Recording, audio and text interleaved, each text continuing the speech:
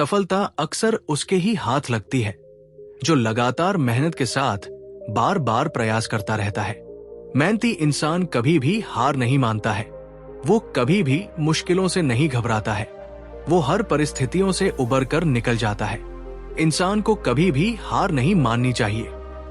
उसे हर पल कठिन परिश्रम करते रहना चाहिए और आगे बढ़ते रहना चाहिए। हमारी आज की कहानी का विषय है एक व्यापारी और गौतम बुद्ध की कहानी। तो आइए हम कहानी शुरू करते हैं। बहुत समय पहले की बात है, जब सोहन नाम का एक व्यापारी चांदनगढ़ शहर में रहता था। वो बहुत ही ज्यादा धनवान था। धनवान होने के साथ ही साथ वो बेहद दयावान भी था। वो हर किसी के प्रति दया का भाव रखता था। उसे पता था कि गरीबी क्या होती है। उसने अपना बचपन बड़ी ही कठिनाई के साथ काटा था। सोहन के पिता बचपन में ही गुजर गए थे। क्योंकि वो अपने घर का बड़ा बेटा था, इसलिए कम उम्र में ही कमाई की जिम्मेदारी उस पर आ गई थी। सोहन बहुत ज्यादा मेहनती था। उसने अपना खून पसीना एक किया, तब जाकर वो अपने घर का खर्च चला पाया था। और एक दिन ऐसा भी आया कि वो अपनी इसी मेहनत के चलते एक बड़ा व्यापारी भी बन गया।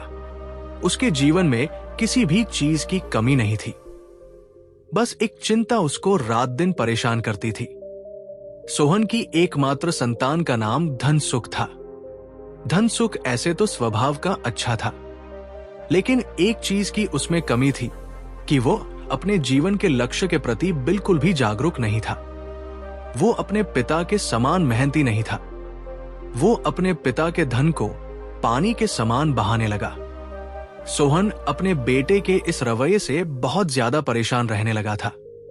उसे समझ नहीं आ रहा था कि उसके इकलौते वारिस का भविष्य कैसा होगा। एक दिन किसी ने सोहन को बताया कि 2 दिन बाद उनके शहर में महात्मा बुद्ध आने वाले हैं। वो हर चीज का समाधान बता देते हैं। हो सकता है कि महात्मा बुद्ध तुम्हारी चिंता भी दूर कर दे। 2 दिन बाद चांदनगढ़ में महात्मा बुद्ध पधारे। चांदनगढ़ के सारे लोग महात्मा बुद्ध के पास उमड़ पड़े। उन लोगों में सोहन भी वहां उपस्थित था। जैसे ही उसकी बारी आई, उसने गौतम बुद्ध को अपना सारा दुख सुना दिया। व्यापारी ने कहा, महात्मा, हर कोई औलाद की इच्छा रखता है, लेकिन औलाद अपनी जिम्मेदारियों को ही ना समझे और पैसे को पानी के समान बहाए, तो ऐसे में किस पिता को अच्छा लगेगा। आप कृपया करके समाधान बताइए ताकि मैं अपने बेटे को सही रास्ते पर ला सकूं। बुद्ध ने सोहन से कहा, मैं जैसा कहूं तुम वैसा ही करना। तुम 2 दिन तक वही रुकोगे जहां मैं रुका हुआ हूं। 2 दिन बाद में सोहन के घर खबर पहुंचाई गई कि सोहन को सांप ने काट लिया है और दुर्भाग्यवश उसकी मौत हो गई।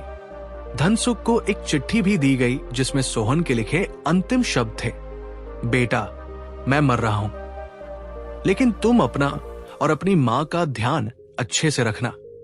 मैंने एक समय पहले चांदनगढ़ की मुख्य नहर के समीप ही धरती में खूब सारा धन गाड़ा था। वो धन अब तुम मां बेटे के बहुत काम आएगा। तुम्हारी जिंदगी आसानी से निकल जाएगी।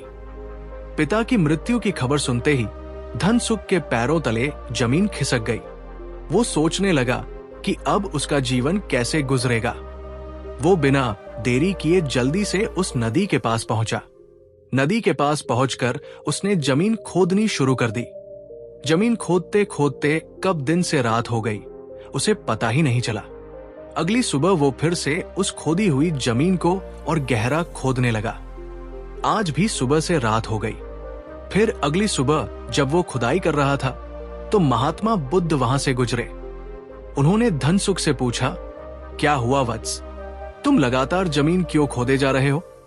इस प्रश्न पर धनसुख ने सारी कहानी बता दी। फिर महात्मा बुद्ध बोले, तुम्हें 3 दिन होने को आए हैं, लेकिन क्या तुम्हें वो गड़ा हुआ खजाना मिला?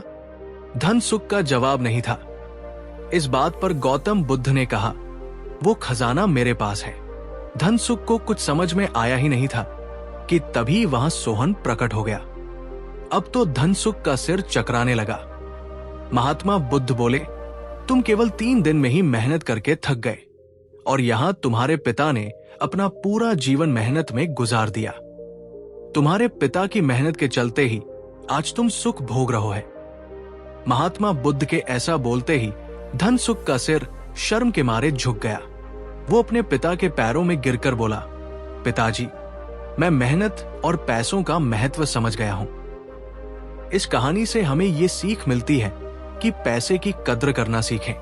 यदि आपके घर में कोई कमाने वाला पहले से है तो इसका ये मतलब नहीं कि अब आपको कमाने की जरूरत नहीं है। कुछ लोग होते हैं वो इसलिए मेहनत नहीं करते क्योंकि उनको इसकी जरूरत महसूस नहीं होती, और जब बुरा समय आता है तब आपको इसकी जरूरत और पैसे की कद्र समझ में आती है।